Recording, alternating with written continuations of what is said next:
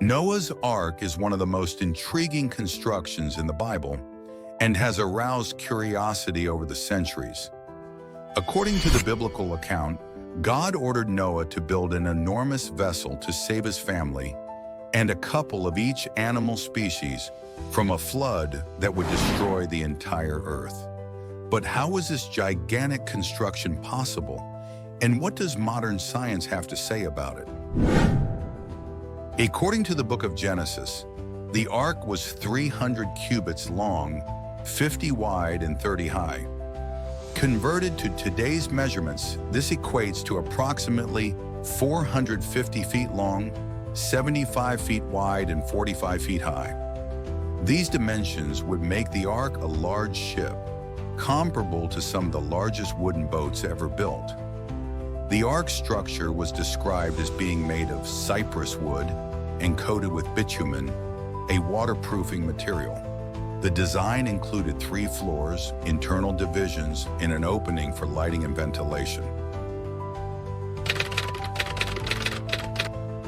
From a naval engineering point of view, building a wooden ship of these proportions would be a great challenge, but not impossible.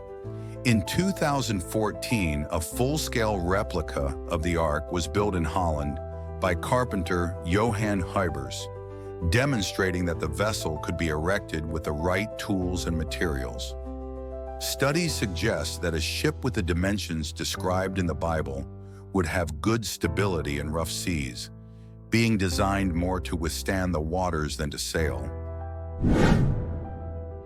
One of the big questions is, how could so many animals fit inside the ark? Some estimates suggest that Noah didn't need to take all the species, but only representatives of basic types, reducing the number needed. Creation scientists argue that many modern species could have diversified from these original types after the flood. Studies also show that the ark's carrying capacity, considering its 3 floors and internal spaces, would have been sufficient to accommodate thousands of medium and small animals, as well as supplies. The story of the flood has parallels in several ancient cultures, suggesting that great floods may have occurred in the past.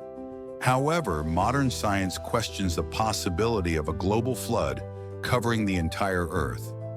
Some researchers suggest that the narrative may have been inspired by local floods and natural disasters. Noah's Ark remains a symbol of hope and salvation for many people around the world. Regardless of scientific perspectives, its story continues to fascinate scholars, archaeologists, and Bible enthusiasts. The debate about its viability may continue, but its message of preservation and renewal remains timeless.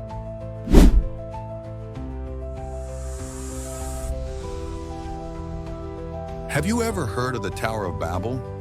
This is one of the most enigmatic constructions mentioned in the Bible. A grandiose tower, the fruit of human ambition, which defied the heavens and ended in a mysterious way. But how could such an imposing structure have been built? And what does science have to say about this story? Today we're going to dive into this fascinating narrative to better understand what might have happened. According to the book of Genesis, chapter 11, after the flood, Noah's descendants still spoke a single language and decided to settle on a plain in the land of Shinar. There they had an audacious idea: to build a tower so high that it would reach the heavens. The aim was to prevent them from being scattered across the land and perhaps to achieve divine status. God saw this construction as a sign of human arrogance. To prevent them from continuing, he confused their languages so that no one could understand each other. This led to the dispersion of the peoples throughout the world and the interruption of the tower's construction. This is how the biblical explanation for humanity's linguistic diversity came about. If this tower really existed, how could it have been built? The Bible mentions that the bricks were made of clay and joined together with bitumen, a resistant material used as mortar. Some scholars suggest that the Tower of Babel could have been a large ziggurat, a kind of temple in the shape of a stepped pyramid, common in ancient Mesopotamia. These ziggurats were built with millions of mud bricks and could reach impressive heights for the time. The largest ever discovered is that of Etemenenki in Babylon, which many believe was the inspiration for the legend of the Tower of Babel.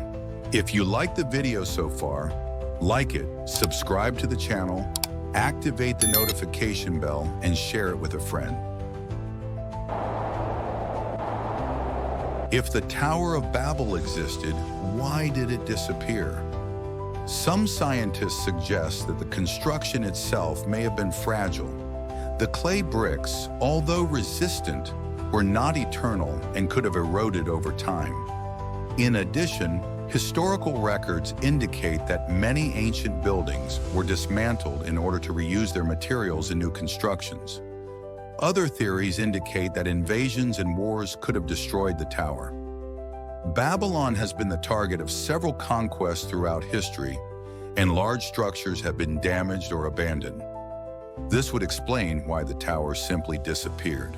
The Tower of Babel remains one of the greatest mysteries of antiquity.